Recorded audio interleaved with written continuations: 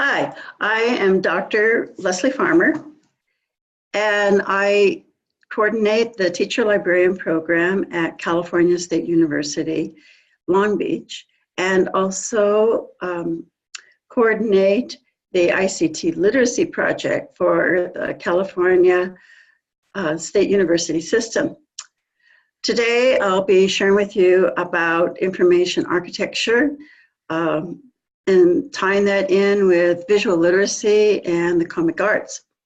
And these are all subjects I've been interested in for a long time, especially visual literacy. My minor was art. So with that, I'll bring up our slides and go from there.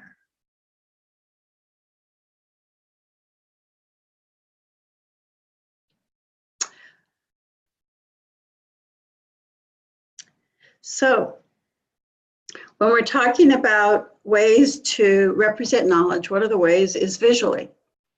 And basically, you can actually take a photo, so it's very realistic, and is just sort of a 2D representation of whatever the knowledge is. And you can also do it, symbolically. The nice thing about visual images is that it seems to feel very concrete, and it also gives you kind of a context, in terms of the spatial relationships. And one interesting aspect about visuals is that you're looking at a visual holistically.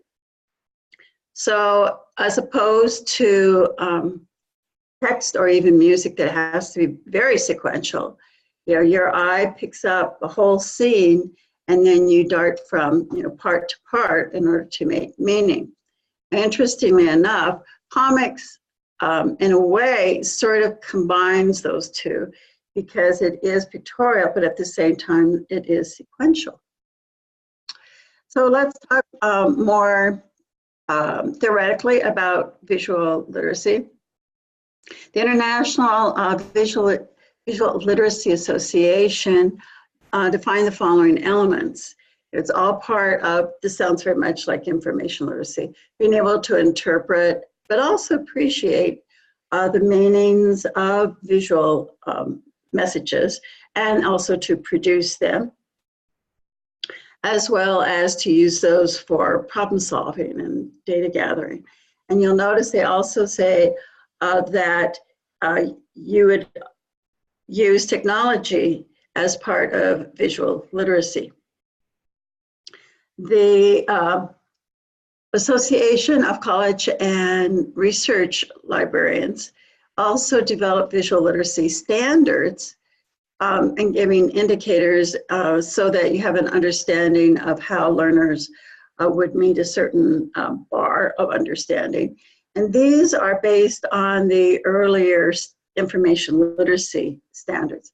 So you'll see the 7 aspects of visual literacy, from the beginning of defining a need and finding the images, and then evaluating, using them, and sharing them. And then you'll have the different indicators from that. So that this in itself is a nifty infographic about visual literacy. And understand that it's couched under the understanding that you are using visual literacy proactively. And that's important because sometimes, we might see a tiger and it's not something that we were looking for, but we have to react to. So just a limitation on there. So let's take a look specifically at information architecture. So the idea is it's kind of that interface between the person and the information. And so this is that spot where, they interface, they encounter each other. So when we talk about information architecture, it's the idea of organizing that information itself and the container that it's that holds it, so that people can find that information more easily. So in order to think about that visually, we're looking at how information is organized, laid out, how it's labeled, how you navigate, through it. And we see this most often in terms of a web portal. So you really understand that whole concept of layout. And part of this, but it also applies to the comic arts. But the idea is, what are, those location helps, and how does the user experience it? And how easy is it for a person to, navigate that medium independently? And so usually what happens is that the designer for the information architecture actually works with users or tests the users' experience in order to better design that interface. So now let's take a look at comics. And I have to say that the part in terms of usability and the user isn't usually done kind of in collaboration with the user, but it's more likely that an artist, will work with other, folks. For instance, usually when they create a comic, there's, the person who's doing the storyline, the narrative, there's a person who's doing the drawing, there's another person who actually does what they call the inking, there's another person who actually does the little specific captioning, as well as, the printer person as well. So so that team will kind of provide information or feedback among themselves in order to create, a better, interface. And there can well be an editor, project manager who would also make sure that that's optimized. But the final analysis is going to be, the sales. So in a way, that's a different kind of feedback. Now, also that there are actually groups of in the comics industry, and they will give each other feedback as well. So that's kind of it. So let's take a look at comics themselves as a medium with its own vocabulary. So there's certain components. There's panels. That's really important, which distinguishes it from, say, like a wordless book. So they've got, borders, and they can have different kinds of shapes and sizes. You'll also sometimes see what they call a bleed. That means it goes all the way to the edge, or a splash page, which is usually like the front page.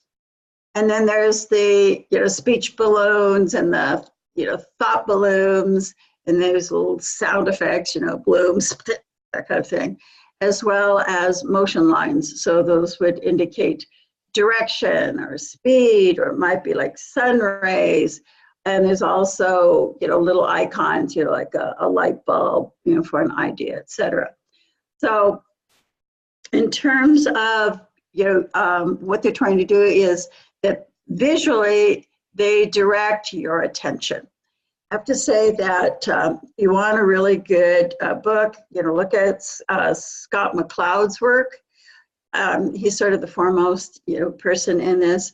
If you want to go more theoretical, I would suggest McLuhan, and he talks about comic arts and that whole information architecture as being both abstract as well as very engaging and interactive. So person has to kind of like fill in the lines, literally, when they're coming into contact with comics. So let me go into a little more detail about that. So here you are. You've got your panel, and you have your little, captions, what's going on, sort of like a narrator. You've got your thought balloons and your dialogue, balloons. You've got your sound effects. And then this is really, really important, the gutters. So that's that space in between the panels. And that's kind of the, between the lines idea. And that's where transitions come along. And that's where the emphasis on sequence is so vital, and that's part of that information architecture. And that's where a person needs to use their critical thinking skills in order to be able to make the connection between one panel and the next. So let me give you some examples of that. So I do need to alert you to the fact that in Japan, in East Asia, their comics go from right to left instead of left to right. So you're seeing, you know, how the direction for looking at a panels is. And so it's the opposite in Western comic arts. So basically in the West, we would go from the top left to the bottom right. So sometimes you will see quote translations of Japanese comics into the US, and what they'll do is they'll flip the pages, you know, like a mirror, but sometimes it gets a little wonky in terms of the order, and in order to interpret what's happening. So just to let you know. So, you know, within each panel, there's certain kinds of, you know, grammar or semantics for understanding, you know, what's going on. And it pretty much mirrors the kind of semantics that goes along in motion pictures or television. So the idea of extreme close-up, being very intense, very sincere and honest. The idea of looking, you know, from the back of the head. The idea of, here we have, you know, the white and the dark in the fifth panel. And the idea here is that the person in the front is probably, you know, the dark side. So some of these things sound very stereotypical. On the second line, you'll see kind of that finger pointing in, obviously, that directs you. And it's like going from outside, quote, the camera, and you know, into, you know, the scene.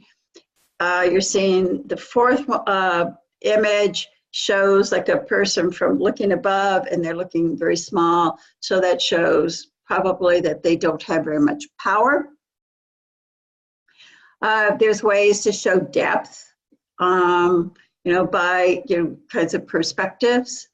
On the very, you know, bottom right, you'll see, you know, the idea of light and dark showing contrast. And again, usually kind of like a sinister is dark and the light is good.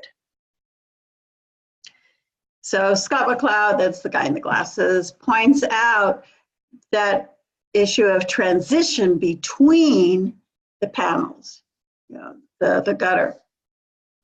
So it goes from, you know, the most obvious, you know, to the like little outre. So the first one is sort of the obvious thing. So Chris is on the planet. So they're just, it's getting closer so that you are getting closer to the panel. The second one is going from one kind of an action to another, so kind of a cause and effect. So here you're seeing the baseball, it's coming to the person, and then in the second image, they're actually hitting it. So that's usually by time. The third is subject. So you'll see that, you know, in TV shows. So you're basically looking at different points of view. So first, you know, in a conversation, they'll go from face to face, and you see that in the second example. The fourth one is going from scene to scene, also something that you see, you know, in movies.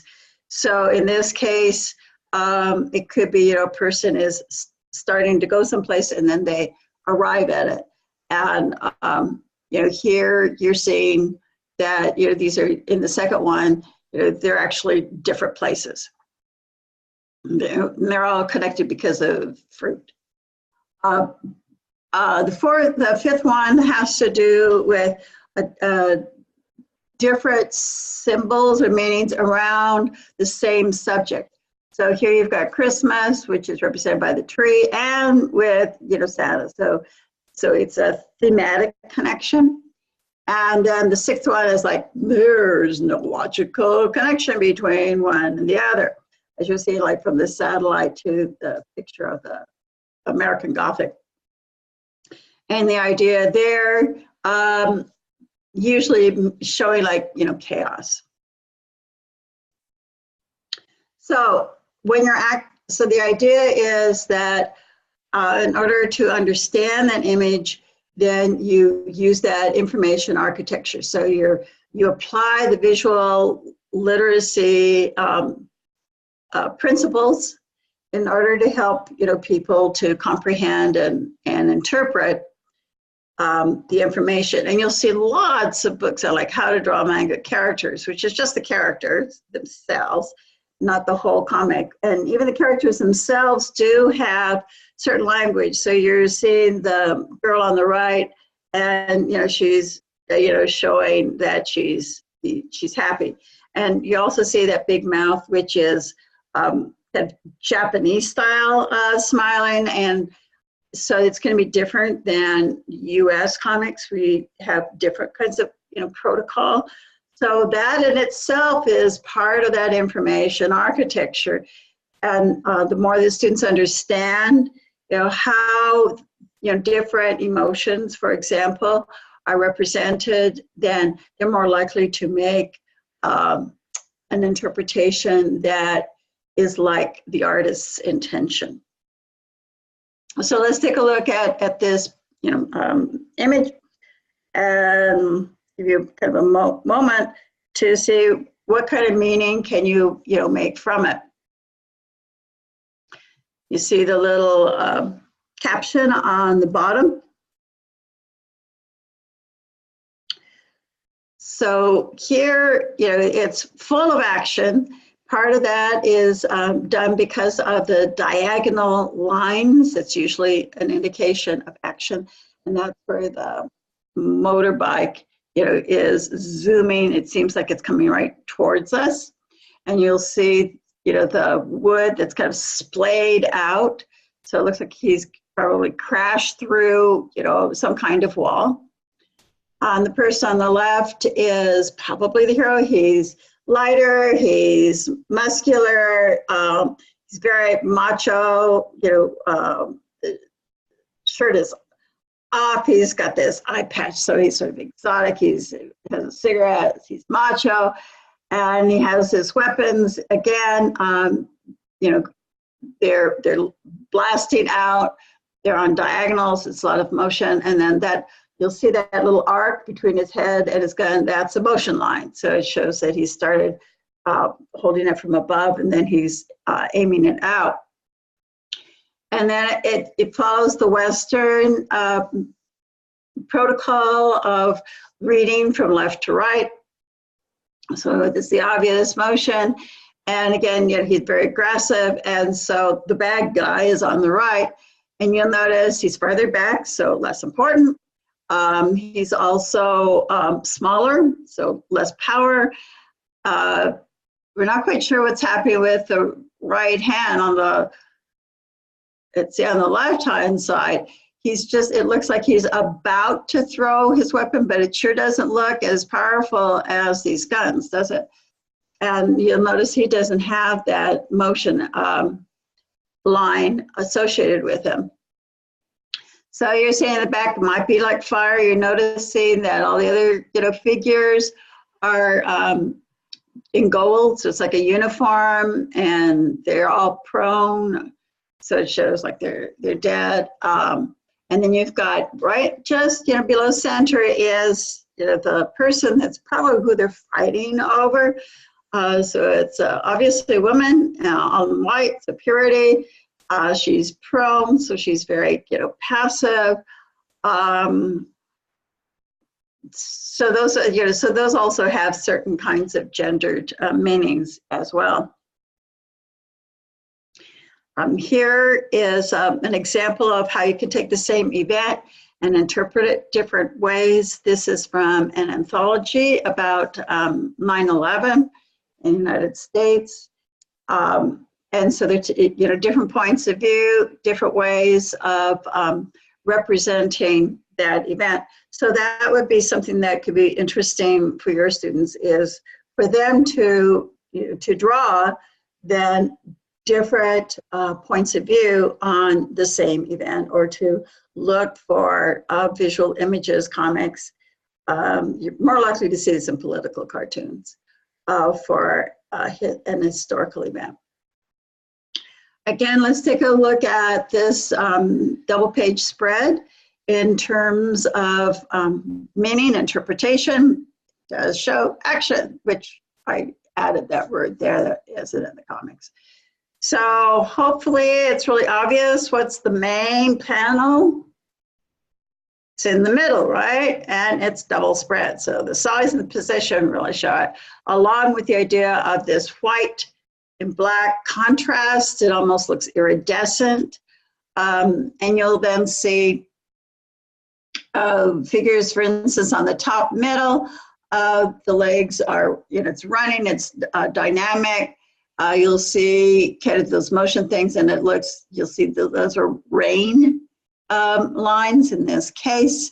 You see the clock on the right, so counting down, so a sense of suspense, and that something's going to happen in a second, which is the middle frame, surprise. And so it looks as if the person is escaping, from that. And then what happens? It looks like a car is coming in. Here's these rays going, oh my goodness, right? And you have this close-up, of the woman, Harlequin, with the person, and doesn't look like, she's like trying to save. And you can tell by the body, it looks like small and kind of, plump. So it's probably a little girl. And so she's concerned about the car. And then what happens? In the last panel, it looks like the car has turned around, right? Also, in terms of the words, you can see there weren't many words, but in there, it's really important. You'll see that it's German and English. So the bad guy, the one that's shooting in the upper left-hand corner, is German. And then it's the heroine who's speaking in English. So there's lots that you can take out of this picture, this series of pictures, this spread for the comic. So let's take a look at some of the ways that you can use this. And by the way, in the industry, they usually call it like comic arts. Sometimes see it as comics, or comics with an X. That's usually like an underground comic. You'll see the word, graphic novels. A graphic novel is usually like a longer, comic. And that phrase just started a few decades ago when comics were sort of coming back at a different level, more sophisticated. So The Sandman and Watchmen are two really good examples of that. Another would be Mouse and Barefoot Gen. So that's more character, driven, more nuanced, more philosophical, right? So it isn't, so much of the violence, although as someone noticed that a lot of these examples that I'm showing you do tend to have violence in them, but you can, it is a good idea as you're locating comics or you're collecting, them for the library, that you do go through them in order to have a sense of what's developmentally appropriate for your clientele. And sometimes the reviews might not point out, some of the more controversial, issues. And a prime example of that is the book called Holes, which got some great reviews, and they highly recommend it for young adult collections.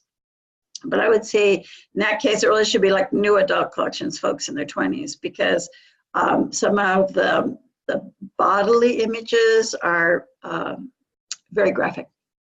So let's get on to the concept of how you might apply this information, architecture, with your clientele.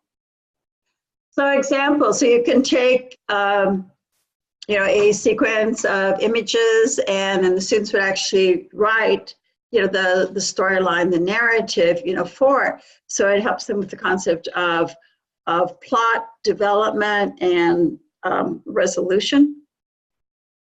Or they could write a story, and then another student, a peer, then could draw it out.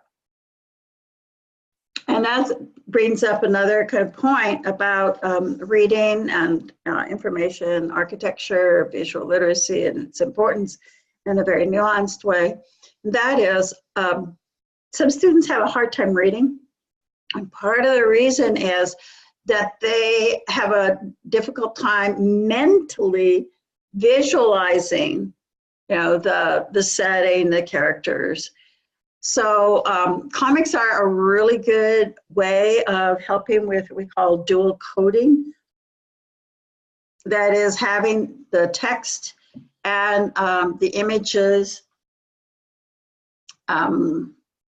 supplementing or complementing each other. And comics are especially good because it's not just the still image, but it's that sequence that really does push on that concept of a narrative of storyline. You can approach the information architecture and interpretation thematically. So here is an example of that. And you notice it says at the bottom, the end, which is kind of a clue. So just if you knew nothing about these characters, you could probably guess that since it's sort of red, white, and blue, that it could well be with the star in the middle. It's probably US. You're looking at someone who's prone. It's interesting, you're looking at it from above. That's very interesting. And it really makes the situation kind of like more stark. Also, it shows that you're sort of like that third person narrator, which you'll see in the literature. So it looks like some person is hurt. You can tell by the clothing, and they don't look like they're conscious. Can't tell immediately if they're dead or not, but they're not in good shape. And then the person beside them looks like their helmet is off. Looks like they're looking down at the character. If you can draw the lines, almost, so you say connect the dots, and it's again a diagonal, and so it points all the directions, to the face of the prone person. So that's very clever. So it's very active, and the fact that the board on which the person is lying down is also at a diagonal. So again, even though it looks like it's a quiet time, there's no motion lines. At the same time, it's a very dynamic, strong, compelling, image. So there's a sense of kind of being thoughtful, of being, like sitting beside a person, say at a hospital. And then on the bottom, it's kind of gray with a grid. So, you're looking from above. So that's probably some kind of industrial, site, something of that sort. So it's kind of cold as well. So in this case, it's Captain America and Iron Man. So again, the more you know about the comics themselves, then you can add the more meaning. And he says it wasn't worth it. So something happened, and the person died. So was whatever happened, whatever action was happening, was it worth that this important person was killed? So you can derive a lot of meaning from this simple image, and all of what we're talking about, the lines, the directions, even the color, because if it is kind of this red, white, and blue, but it's not that bright red, white, and blue, it's very muted. So again, kind of solemn mood that's incorporated, and things, it has kind of that deadening look. So all of that is just pictured in this image. So the information architecture is extremely well done, very provocative in this example. So again, you can approach things thematically in terms of images of mourning, of sadness. You can do, themes of hope. You can do, themes of bravery, all kinds of ways where students then would find images that portray that. Storyboarding is great. For some students, it's sometimes hard for them to kind of understand the, you might say, the information literacy of story, the whole idea of getting a setting and doing, some kind of conflict, and then kind of climax and then resolution. And again, storyboards are a way to, visualize that. We do that with picture books in that respect. So you can do the same thing, in terms of a comic. So basically you're taking your knowledge, from step 1 to step 2. So again, storyline, it's also great for, any kind of processing, which applies well for, nonfiction, informational situations, such as, the development of a civilization, scientific process, any of that kind of possibility. And so by doing this, then it sometimes helps the student to organize his or her ideas. You can also have the students create like an index card for each one of these. That's a good thing. And then you could shuffle them around and then have another person try to sequence it. So that's something that's fun with primary kids. Here, Common Core in the United States is sort of like national content framework. And so librarians work with that. And so what I had my students do was to create a graphic novel that showed the librarian's role in working with Common Core. And so one of my students actually took images from, from the comics series, and then put them in a graphic novel situation, and using all the vocabulary, the captions, the speech bubbles, etc. And it made it very, very fun. And the idea, it also makes it much more dramatic than writing a one-page paper about the librarian's role in supporting Common Core. And the librarian with the red hair flying shows kind of action, and with the blue background, kind of like the science thing. So it's a very hep librarian, very proactive, person.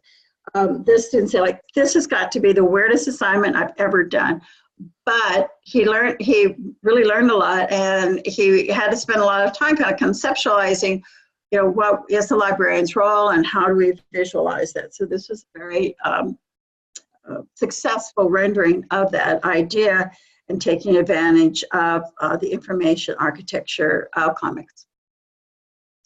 Another good example is how comics can help students to understand some kind of literature, plays. Plays are a really good example of comic architecture, because being able to visualize it more closely resembles actually going to a play, seeing that visual thing. So it adds a dimension to kind of just a text version of it. So what you're seeing here is a manga edition of Romeo and Juliet. There's now several kinds of manga editions for classic literature and plays. Workman Press had a wonderful series, probably around 20 years ago, 25 years ago, of a number of Shakespeare's plays. They don't have that anymore because it was so expensive, but there are more current editions of it, not quite as well drawn. But you'll also see Junior Illustrated Classics have been also revived. And I think the company that bought both of these products is Paperclips. So what happens to help students understand, and again, I told you about sometimes it's hard for students to get a mental image. I know one teacher who is teaching the Red Badge of Courage is about the Civil War in the United States. And his students were sort of like the lower track and had difficulties reading. So he got them the Junior Illustrated Classics version of it first, had them read that, and that kind of set them up visually, you know, with a mental visual image of all the characters in the scene, and made it much easier for them to read the original text. Interestingly enough, when I was mentioning about the Brookman series, I had them in my high school library, and the students loved them. And they said, oh, this is so much easier to read than the original text. Well, guess what? The original text was the text and the comics, and they didn't even realize it. They just were able to use the cues of the visuals to help in their understanding. But under the manga version actually does have, you know, simpler language, period. But I'd also suggest that having the students create a comic graphic novel version of a play would be or literature would be a really good experience. And again, I would suggest you could do this at least in pairs. So there's one student who might be better in terms of rewording, summarizing a play, you know, getting down at its essential things, especially in terms of dialogue. And the other student might be better in terms of, you know, drawing the panels. Dialogue is important in literature as well as plays, and sometimes students don't quite understand how to handle that or how to write dialogue. So if you, here's a case where, you know, the action is very, you know, dialogue, you know, rich, so they could, again, you know, simply take a dialogue in, you know, some kind of reading and then put it into comic form, and it might help them to understand the power of dialogue. Another kind of, you know, comic is what we call a fotonovela. It's quite popular in South and Latin America, and they'll use this for like soap operas, and they'll also use it for you know, business here. It's, you know, how to deal with communication skills. I've also seen it in terms of health issues. So here they take photos instead of drawing, and then they do, you know, the captioning and the talk bubbles, you know, with that. So that's another way for your students to create a, you know, comic art, especially for those that feel uncomfortable with drawing. And this is also, you know, very popular for students who don't like to read that much, or if they do, they only want nonfiction, because why should I spend my time with fiction, which isn't true. So this is a really nice thing to do. And again, very useful, particularly for health issues. Say that they would have this like in a doctor's office. So we talk a lot about hero narratives, you know, whether it's, you know, myths or the hero's quest that can apply to, you know, a lot of, you know, different situations. So again, comics are filled with kind of that whole, you know, hero thing. And so students can actually create their own, you know, hero myths, you know, their origin stories, what powers do they have, what kinds of events do they have, what's their personal life like, what's their development arc, you know, et cetera. Here you've got a case where the well-known characters then are actually morphed or, you know, changed a bit in term and showing the 7 deadly, you know, sins. So you've got, and they were clever in terms of deciding which ones. So you've got the Green Lantern, the second guy with envy, so like green with envy. You have Batman being angry, and, you know, and he's angry because of someone killing his parents, for example. And the one woman there is associated with lust. Again, you're going to see, obviously, you know, some stereotypes, but that's kind of part of myths. So the idea that, students could take an abstract idea and then be able to personify, because that's what a lot of our, the gods and the goddesses, were, for example, other characters in myth and legend. They personify certain characteristics. So getting into, less kind of violent stuff. Let's see how you could use the comic arts in math and science. So the image that you see here is on evaporating and condensing water. And so it shows, the process and, with the commentary or remarks that go along with it.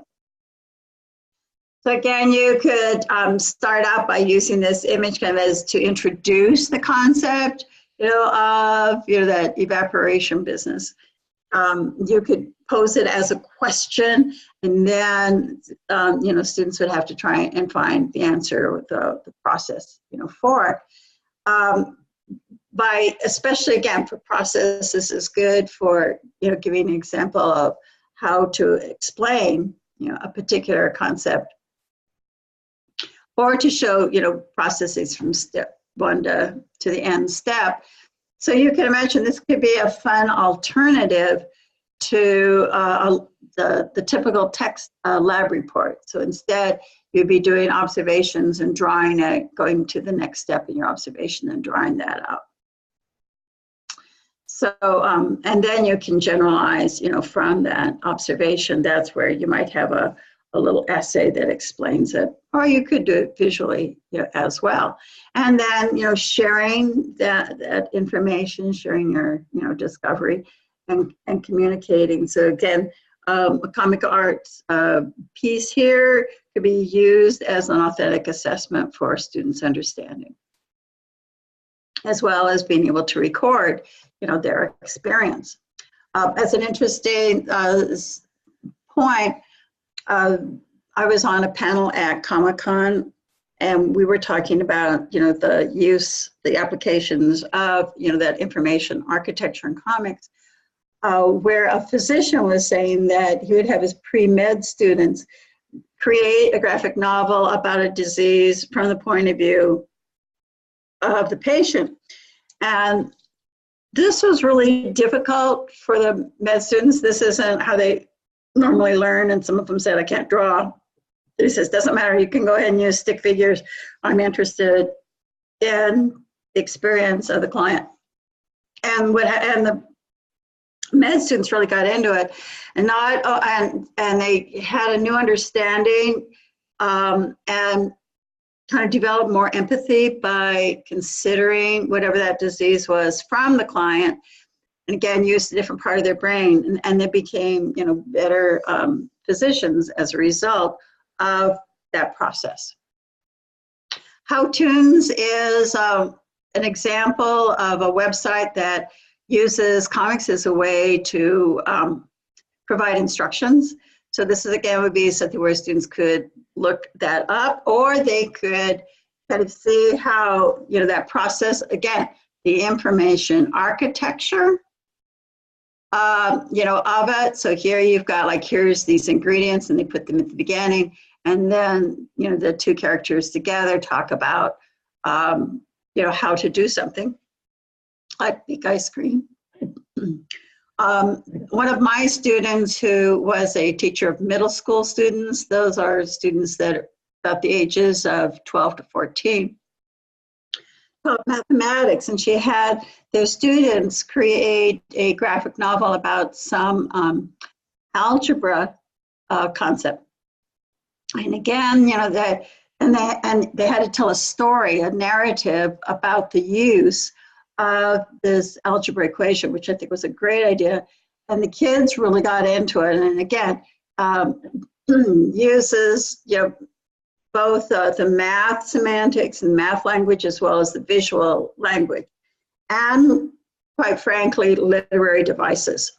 So that was a very good experience, for them. So hopefully you can see literally, how comics can be a very relevant and compelling way to examine information, architecture, and how that helps in representing knowledge, especially knowledge that has kind of a sequential concept to it, and oftentimes a story quality to it. So what are ways that you can go forward on that?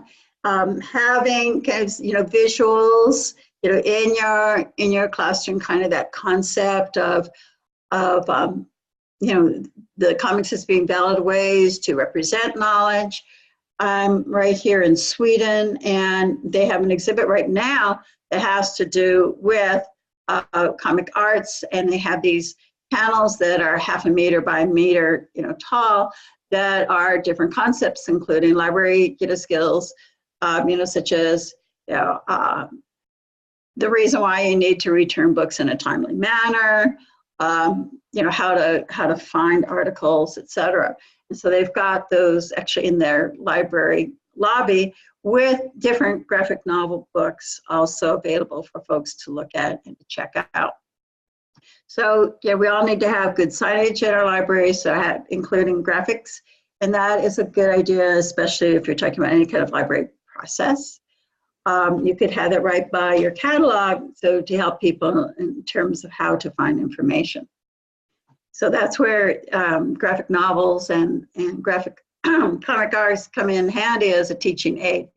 You could also use that concept of the panels and of steps gutters as a way to organize information. So as students are learning something about information literacy, you would present them with a blank sheet basically with different panels, and then they would draw in, caption them for each step.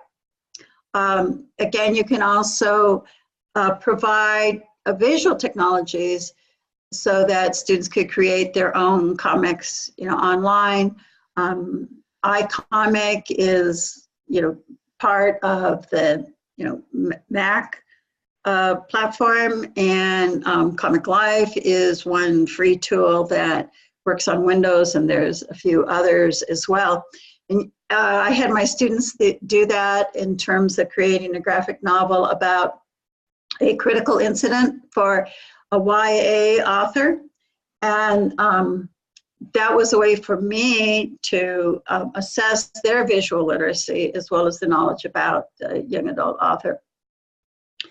And it was hard work for them, both in terms of just the technical pieces of putting it together, but also really understanding those that information architecture of the comic arts. So as a very interesting way to, again, for them to do a project that I could assess on a couple of different levels. So, but in the final analysis, you want to have lots of visual resources and provide guidance in order to have a better understanding of visual literacy and be able to use it. And I think comic arts are a really fun way, to do that. So these are the readings that largely influenced my work on this set of slides. And I also have given your teacher a couple of the most meaningful ones. So I hope that you will engage in this and use this presentation as a first step. I hope that it also will complement your other visual literacy projects. So good luck, and thank you for letting me share with you today.